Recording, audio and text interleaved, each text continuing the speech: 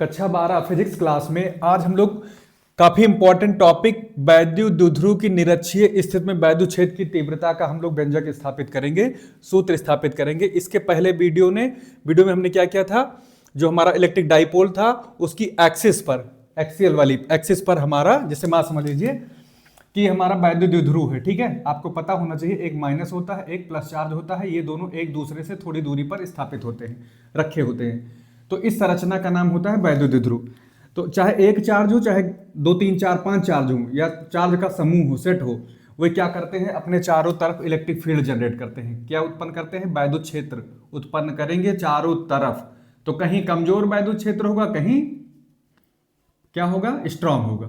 तो चारों तरफ वैद्युत क्षेत्र उत्पन्न करते हैं। लेकिन जो हमारी 12वीं की कक्षा में जो सिलेबस में है वो दो जगह पर है जो पूछा जाता है बोर्ड में।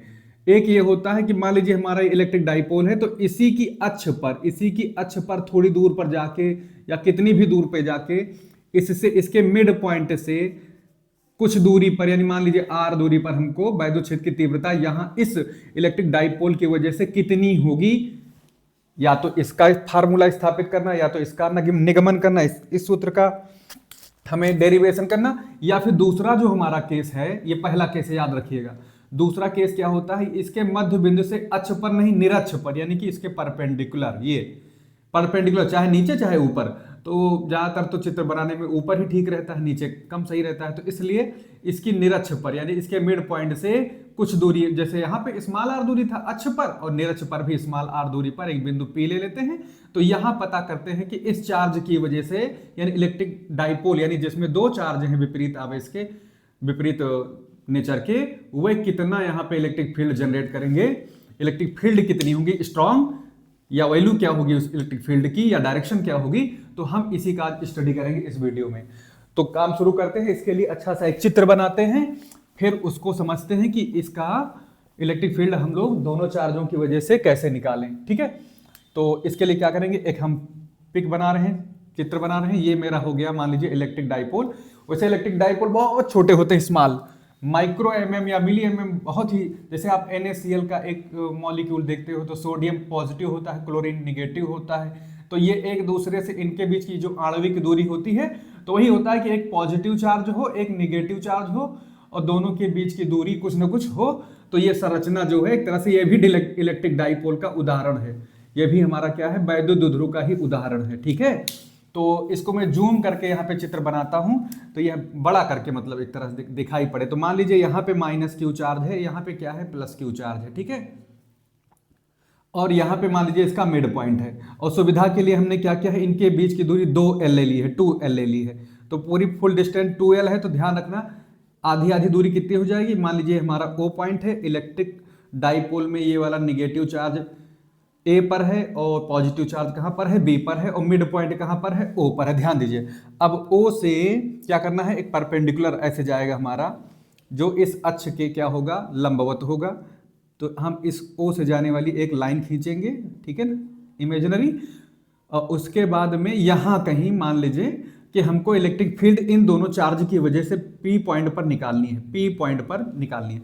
और इसकी मिड पॉइंट से जो दूरी है ना, स्मॉल r, जैसा कि एक्सियल वाली कंडीशन में भी यही था, जो इसकी अक्ष से मध्य बिंदु की दूरी r थी, एकदम सिंपल यहाँ पर भी है। इसके ही मध्य बिंदु से r दूरी पर इस दोनों चार्जों की वजह से कितनी इलेक्ट्रिक फील्ड यहाँ पर आएगी नेट, ये हमको कैलकुलेट करना है। वही हम यहाँ पे क्या करने जा रहे हैं, डेरिवेशन करने जा रहे हैं। तो इस क्वेश्चन को आगे बढ़ाते हैं।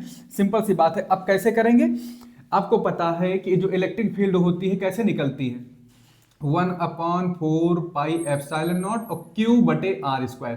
कोई भी चार्ज हो और वो कितनी दूरी पर चार्ज हो, r दूरी पर, चार्ज से r दूरी पर, जैसे यहाँ प्लस Q चार्ज है, इससे r दूरी पर जो इलेक्ट्रिक फील्ड आएगी वो इस व्यंजक से दी जाएगी, इस वाले से।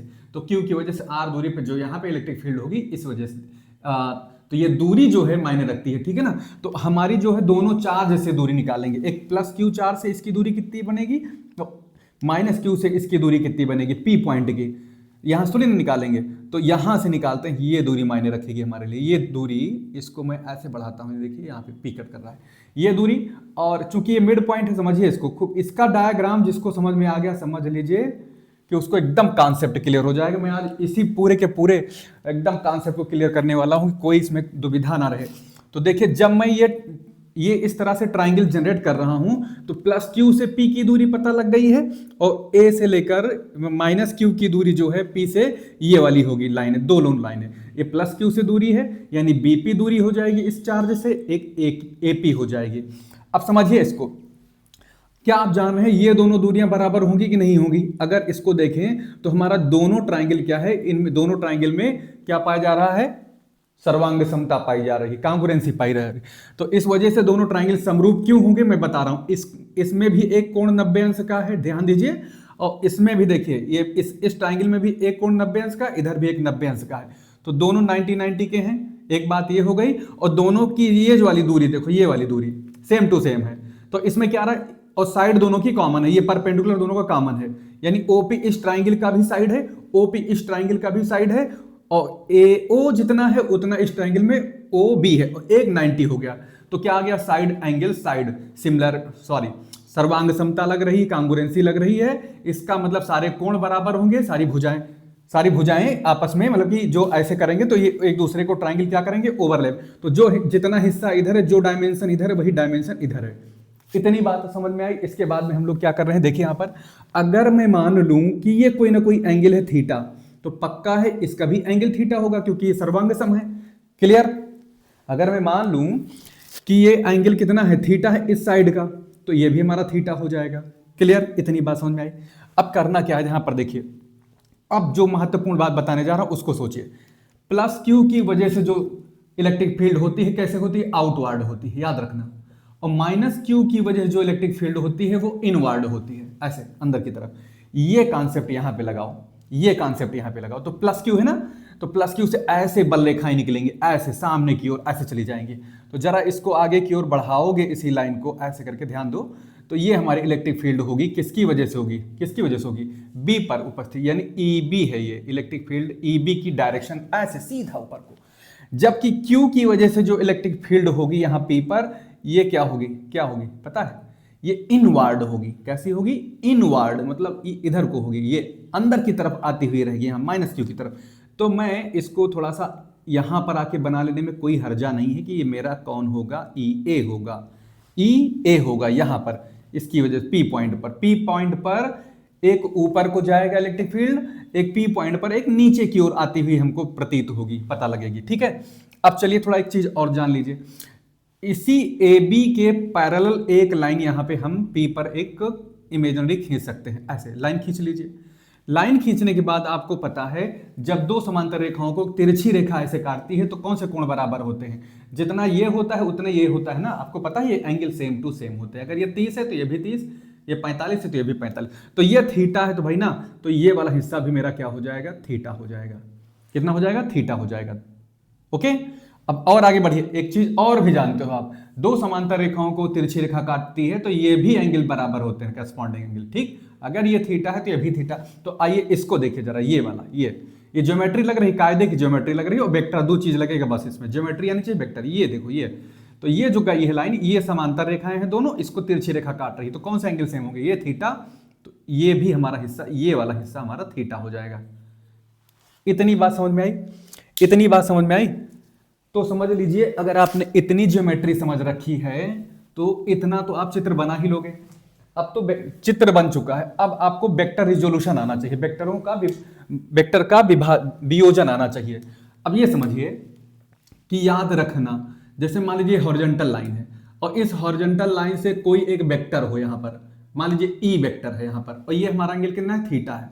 ये जुड़ा हुआ है, ये आधार माना जाएगा, और ये हमारा क्या माना जाएगा? लंब माना जाएगा, और ये हमारा कर्ण माना जाएगा। ठीक है? तो अगर हम ये चाहिए हमको, जो इस ई से ये थीटा जुड़ा हुआ है, थीटा जुड़ा हुआ है, लंब तो जुड़ा नहीं है, थीटा जुड़ा हुआ है, तो हमेशा ये कॉस थीटा होगा। ठीक है? तो यहां से हम लोग क्या लेंगे? कॉस थीटा के साथ ई को ले लेंगे, ई कॉस थीटा आएगा। या आप चाहो तो निकाल लो, जैसे हमको चाहिए क्या? ए पी बी कह लीजिए, ए बी सी। हाँ ठीक है। इस ट्राइंगल को देखिए, तो यहां से अगर हम कॉस थीटा निकालें तो आधार क्या हो जाएगा? ए बी, और कर्ण क्या हो जाएगा? कर्ण की जगह वेक्टर ई है, तो ए बी हमारा कैसे निकलेगा? इसका क्षैतिज घटक, हॉरिजॉन्टल कंपोनेंट को ए बी बोलेंगे, तो एक तो हो जाएगा ई कॉस थीटा इधर को, और इसका जो परपेंडिकुलर कंपोनेंट होगा जो इसी के इक्वल होगा, तो ये परपेंडिकुलर के साथ निकालें तो ई साइन थीटा रहेगा। इसको चाहे तो याद कर लो चाहे समझ लो, दोनों चीजें हैं। तो कभी भी वेक्टर से एडजेसेंट कोई एंगल होगा तो एक हो जाएगा कॉस, ठीक है, ई कॉस। और जो वेक्टर ये एंगल जुड़ा नहीं है, जहां पर देखिए यहां पर नहीं जुड़ा है, तो इसका एक परपेंडिकुलर कंपोनेंट होगा, उसको बोलेंगे ई साइन थीटा। दोनों का रिजल्टेंट क्या होता है, ई, क्योंकि ई स्क्वायर का साइन स्क्वायर थीटा और ई स्क्वायर का स्क्वायर थीटा दोनों को ऐड करोगे तो दोनों के दोनों 90 अंश पर है ना, तो तुरंत आपको ई मिल जाएगा। फिलहाल उधर नहीं चलना, इधर आ जाओ। आपको देखो मैं दिखा रहा हूं, ईबी को देखिए, ईबी से जो जुड़ा कंपोनेंट है कौन है, थीटा है। कितना है, थीटा। तो इसका क्षैतिज घटक कौन हो जाएगा, ये वाला हो जाएगा। तो क्या लिख दूं, ये हो जाएगा मेरा ई बी कॉस थीटा, याद रखिएगा। और जो थीटा नहीं है जिसके साथ, इस ई बी वाला जो इसको इसी से मिलाइए, तो ये एक तो होगा कॉस थीटा जो थीटा से जुड़ा है, और जो जुड़ा नहीं है वो हमारा क्या हो जाएगा, ई साइन थीटा। ये परपेंडिकुलर कंपोनेंट होगा ई बी साइन थीटा, ठीक है। जहां ई बी मैग्नीट्यूड है, डायरेक्शन तो आपको दिख ही रही है। अब चलते हैं नीचे को, देखिए अगर यही चित्र थोड़ा घूम जाए, देखिए इस टाइप का हो जाए, ये हमको पता हो थीटा है, ये थीटा पता हो, और वेक्टर हमारा इधर को है, तो इधर को है तो थीटा से जुड़ा हुआ जो हमारा ये साइड होगी, इसको बोलेंगे कितना, जैसे यहां पर ई है तो ये मेरा हो जाएगा ई कॉस थीटा हॉरिजॉन्टल, और इसके लिए जो थीटा से नहीं जुड़ा, इस लाइन पर नीचे की तरफ लंब है, परपेंडिकुलर है, तो ये नीचे को हमारा क्या हो जाएगा, ई साइन थीटा। दो चित्रों को समझ लीजिए। तो मेरा क्या होगा, यहां देखिए ये हमारा है ई ए ना, ई ए कितना है, ई ए, तो इसका हॉरिजॉन्टल किधर जाएगा, इधर को जाएगा, जो थीटा से ज्वाइंट है, क्या बन जाएगा, ई ए कॉस थीटा। जबकि ये इसका वर्टिकल कंपोनेंट किधर को जाएगा, ई साइन थीटा नीचे को जाएगा। यानी ई ए की वजह से हम बात कर रहे हैं, तो ई ए कितना हो जाएगा हमारा, कितना हो जाएगा, ई ए साइन थीटा, ई ए साइन थीटा, ये नीचे की ओर हो जाएगा। इतना याद रखना, इतना याद रखना। अब ये पूरा का पूरा हमारा क्या हो गया है, रिलोजेशन हो गया है, ठीक है। हमने इसको पूरे वेक्टरों को वियोजित कर लिया है। अब जरा देखिए वेक्टरों में क्या होता है। अब यहां पे चार क्या क्या दिख रहा है, ये देखिए, एक वेक्टर ई बी दिख रहा है ऊपर को, एक वेक्टर ई बी दिख रहा है साइन थीटा में, ये ऊपर को है, और उतना ही ई बी आपका साइन थीटा, यानी ई बी नहीं, ई ए साइन थीटा नीचे को है। अब कोई पूछ सकता है कि बताओ ये दोनों बराबर क्यों है। इसकी वजह क्या है, क्योंकि जो ई बी है चाहे ई ए हो, इसके परिमाण सेम है। क्यों सेम है, क्योंकि जो वेक्टर ई बी आएगा, जो दूरी ये होगी वही दूरी ये होगी। यानी कि बी पर उपस्थित चार्ज, जैसे इसको क्यू बटे क्या लिखोगे भाई, 1/4 पाई एप्सिलॉन नॉट, और यहाँ पे क्या लिखोगे, क्यू बटे आर स्क्वायर, और इधर भी तो वही आएगा, क्या आएगा, 1/4 पाई एप्सिलॉन क्यू बटे आर ये वाला नहीं मानेंगे, ये वाला मान के चलिए, ये दूरी चाहे ए पी स्क्वायर हो, यहाँ ए पी समझिए, ए पी स्क्वायर, और यहाँ पे क्या हो जाएगा, बी पी स्क्वायर। और ए पी बी पी क्या है, बराबर है, ए पी बी पी क्या है, बराबर है, दोनों भुजाएं बराबर है, समद्विबाहु त्रिभुज बन रहा है, बल्कि ये कहिए सर्वांगसम है, तो ये दोनों बराबर है, तो इसका मतलब दो सारी वैल्यू बराबर, क्यू क्यू के बराबर हो, ये इसके बराबर हो गया। तो क्या हो रहा है, एक ऊपर को वेक्टर है, एक नीचे को वेक्टर है। जब दो परिमाण में बराबर वेक्टर विपरीत दिशा में होते हैं तो क्या होता है उनका परिणाम, ये समझिए। जैसे यहाँ पत्थर हो और 10 न्यूटन का कोई फोर्स इधर लगा है और 10 न्यूटन का फोर्स इधर लगा है, तो क्या पत्थर इधर या उधर जाएगा, नहीं जाएगा। तो इसका नेट जो इस पर फोर्स लगेगा वो क्या हो जाएगा, जीरो। कितना हो जाएगा, जीरो, क्योंकि 180 पर वर्क कर रहे हैं दोनों फोर्स। जितना बल इधर लगेगा उतने बल इधर लगेगा, तो ये पत्थर कहीं खिसकेगा नहीं। 10 न्यूटन का बल इधर लगे, 10 न्यूटन का बल इधर लगे, तो परिणामी क्या आता है, जीरो आता है, ठीक है। परिणामी क्या आता है, जीरो आता है। 10 में से 10 खत्म, जीरो। दो बराबर विपरीत दिशाओं में काम करने वाले जो वेक्टर होते हैं वो एक दूसरे को क्या कर देते हैं, निरस्त कर देते हैं, ठीक है। इतनी बात समझ में आई, तो हमारा परपेंडिकुलर कंपोनेंट हो जाएगा निरस्त। तो ई ए साइन थीटा, यानी कि जो पी पर इलेक्ट्रिक फील्ड आ रही है, जितनी नीचे की ओर होगी उतनी ऊपर की ओर होगी, इसलिए इलेक्ट्रिक फील्ड हमारी नेट क्या हो जाएगी, वर्टिकली कैंसिल हो जाएगी, ठीक है। अब हॉरिजॉन्टली आओ, देखो हॉरिजॉन्टली में देख रहे हैं कि दोनों फोर्स एक साइड में काम कर रहे हैं, इधर एक भी नहीं काम कर रहा है, इस साइड को एक भी फोर्स काम नहीं कर रहा है, इलेक्ट्रिक फील्ड नहीं काम कर रही, इधर को ही इलेक्ट्रिक फील्ड काम कर रही है। तो जरा इस चित्र को देखिए, वेक्टर में 10 न्यूटन का एक लगा रहा है, 5 न्यूटन का एक लगा रहा है, रिजल्टेंट अब की बार कितना आएगा, P प्लस क्यू, यानी दोनों फोर्स का सम, सीधा सीधा दोनों फोर्स को जोड़ लेंगे, ये रिजल्टेंट होगा। तो इस कंडीशन जब एक ही डायरेक्शन में दोनों फोर्स काम करें, या फिर कोई वेक्टर काम करे, या फिर कोई भी हमारी क्वांटिटी काम करे फिजिकल, दोनों ऐड हो जाएंगी अगर वो वेक्टर है तो इन दोनों को हम सीधा सीधा ऐड करेंगे, मैक्सिमम इसका रिजल्टेंट आएगा, ठीक है ना। तो यहाँ पर भी है, दोनों के दोनों वेक्टर हमारे सेम डायरेक्शन में है, तो सेम डायरेक्शन में है तो आपको पता है ना, एक फार्मूला हमने पिछली बार ही दूसरे ब्रेक में बनाया था कि क्या होता है, पी स्क्वायर क्यू स्क्वायर, दो बल अगर किसी एंगल पे काम करें तो क्या फार्मूला होता है, 2p q cos अल्फा ही तो होता है। तो अल्फा को यहाँ जीरो करो, क्योंकि दोनों पी क्यू क्या है, सेम डायरेक्शन में काम कर रहे हैं, पी क्यू का मतलब एक वेक्टर क्यू की वजह से ई ए कॉस थीटा है और बी की वजह से ई बी कॉस थीटा है, तो दोनों के दोनों सेम जगह पे काम करें तो ये हमारा खत्म हो जाएगा। तो एक फार्मूला बन जाता है पी प्लस क्यू का होल स्क्वायर, ये इससे खत्म हो जाता है। तो कुल मिला के रिजल्टेंट जो आता है दोनों बलों का जोड़ आता है। इतना अगर आपको नहीं आ रहा मैथ तो सीधा सीधा समझिए, अगर दोनों वेक्टर एक ही दिशा में काम कर रहे हैं तो दोनों वेक्टर जुड़ जाएंगे सीधा सीधा। तो रिजल्टेंट क्या मिलेगा, दोनों वेक्टरों का जोड़। तो दोनों वेक्टरों को जोड़ लिए तो क्या लिख सकते हैं, बिंदु P पर परिणामी रिजल्टेंट इलेक्ट्रिक फील्ड, परिणामी वैद्युत क्षेत्र की तीव्रता कैसे आएगा, vector E equal to E A cos theta, ठीक, plus E B cos theta. अभी केवल मैग्नीट्यूड रख सकते हैं, E परिणामी ही मान लीजिए, E A cos theta, E B cos theta हो गया, ठीक है। और जरा बताओ, जितना ई ए है उतना ही ई बी है, क्यों है, क्योंकि 1/4 पाई एप्सिलॉन नॉट, और Q दोनों में चार्ज वही है, चाहे प्लस हो चाहे माइनस, उससे मतलब नहीं है हमारा, हम मैग्नीट्यूड ही ले रहे हैं केवल, Q चार्ज है। और दोनों की दूरी AP कहिए चाहे BP कहिए, एक ही चीज है, AP का स्क्वायर, यानी AP हमारी दूरी जो है BP के डिक्टो बराबर है। तो मैग्नीट्यूड EA का जितना होगा उतना EB उसका भी होगा। तो यहां से मैं लिख सकता हूं दोनों EA और EB को E ही मान लेता हूं, तो E cos थीटा हो जाएगा और यहां पर भी E sin थीटा हो जाएगा, ठीक है। तो कितना हो जाएगा ये समझिए, E cos थीटा E का दो बार हो गया तो 2E क्या हो जाएगा, cos sin क्यों कर दिया हमने भाई, ये cos थीटा होगा, 2E cos थीटा हो गया, 2E cos थीटा हो गया। अब यहां से सारी चीजें आप निकालिए, E की वैल्यू तो जान ही रहे हो और cos थीटा की वैल्यू निकालना है। तो देखो यहां पर एक ट्राइंगल हमारे पास है AOP, इसमें अगर हम ये दूरी निकालना चाहें पाइथागोरस से तो AP का स्क्वायर कैसे निकलेगा, ये निकलेगा आधार का स्क्वायर यानी L का स्क्वायर और प्लस ये हमारी दूरी कितनी है R का स्क्वायर, ये दोनों, तो ये AP का वर्ग हमारा निकल चुका है, ठीक है। तो AP कैसे निकाल पाओगे, under root L square R square हो जाएगा, कोई दिक्कत।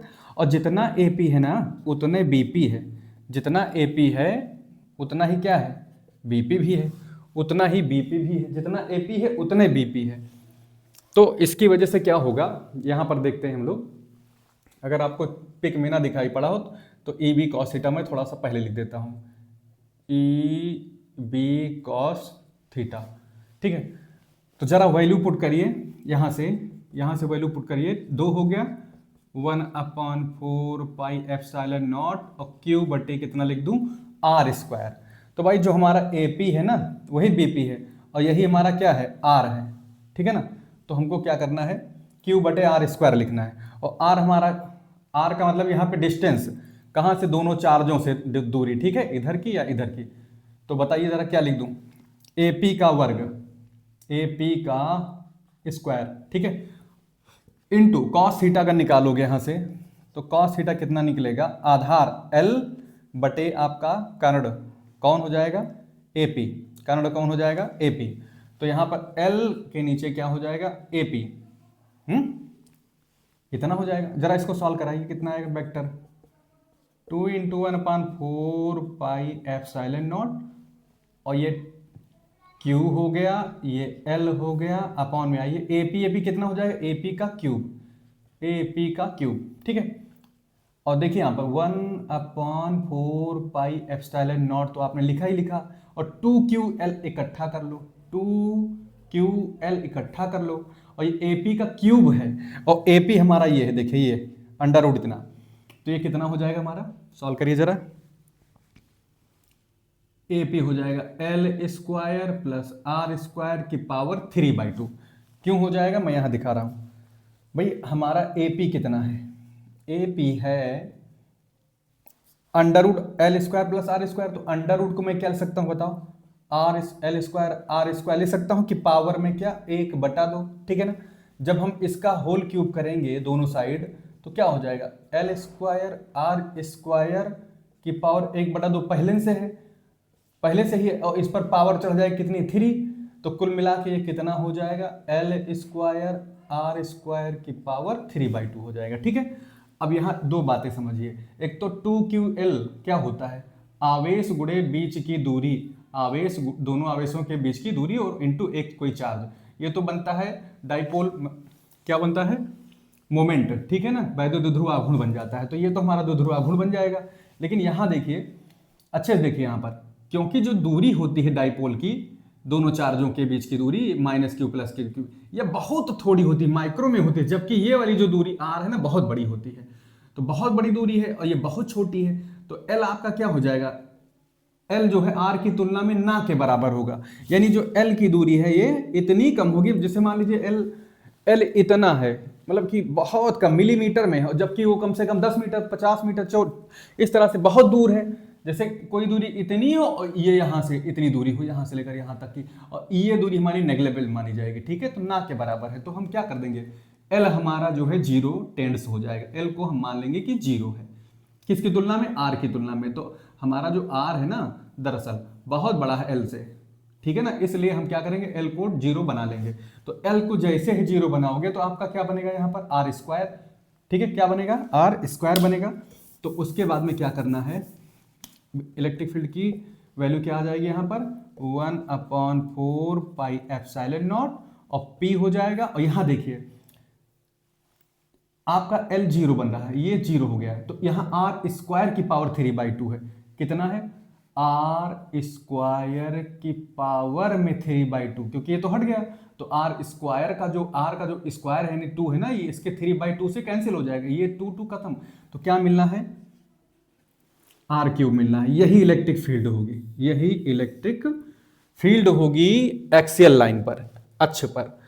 याद करिएगा अक्ष पर इलेक्ट्रिक फील्ड कितना है 1/4 पाई ε0 P/R³। जब ये कहाँ रखे हो, निर्वात में, स्पेस, फ्री स्पेस में रखे हो, उस कंडीशन में इलेक्ट्रिक फील्ड की यही वैल्यू आएगी, याद रखिएगा कितनी है, न्यूटन पर कूलम, ठीक है। इलेक्ट्रिक फील्ड की वैल्यू इतनी आएगी दो चार्जों की वजह से, ठीक है, कितना आएगी E = 1/4 पाई ε0 P/R³, जहां P क्या है, डाइपोल मोमेंट है, इसका इलेक्ट्रिक डाइपोल का मोमेंट है। तो यहां पे खास बात मैं आपको एक बात बता दूं कि जो हमारा द्विध्रुव होता है, इलेक्ट्रिक डाइपोल होता है, एक -q होता है, एक +q होता है। तो चारों तरफ magnetic field, electric field generate करेगा, लेकिन याद रखना कि जो इस लाइन पर उतनी ही दूरी पर इलेक्ट्रिक फील्ड होगी, और इधर जितनी, जैसे मान लीजिए यहां से आपने 10 मीटर दूरी पर इलेक्ट्रिक फील्ड लिया मान लेते हैं, और आपकी इलेक्ट्रिक फील्ड आई मान लेते हैं 15, ठीक है, या फिर मान लीजिए 18 आई, कितनी आई 18, 10 ही मीटर पर। तो इस अक्ष पर अगर चलो, एक तो अक्ष पर हो गया, ये निरक्ष पर हो गया, तो निरक्ष पर भाई ना आधी हो जाती, क्योंकि उस सूत्र में क्या था 2P/R³ था, इधर क्या होता है E = 1/4 पाई ε0 और 2P/R³ होता था। और यहां पे क्या होगा, उतनी ही दूरी पर, यानी उतनी ही दूरी पर क्या होगा, E = 1/4 पाई ε0, केवल P/R³ होगा, तो आधी हो जाती है, इस पर जो है इलेक्ट्रिक फील्ड कम रहेगी, ठीक है। निरक्ष पर इलेक्ट्रिक फील्ड अक्ष की तुलना में उतनी ही दूरी पर क्या होगी, आधी रहेगी, इतना दिमाग में रखना। तो ये इलेक्ट्रिक फील्ड निकालने का तरीका है, इसकी निरक्ष पर कोई दूरी r हो मध्य बिंदु से, वहां पर हम लोग इलेक्ट्रिक फील्ड इस तरह से निकालेंगे।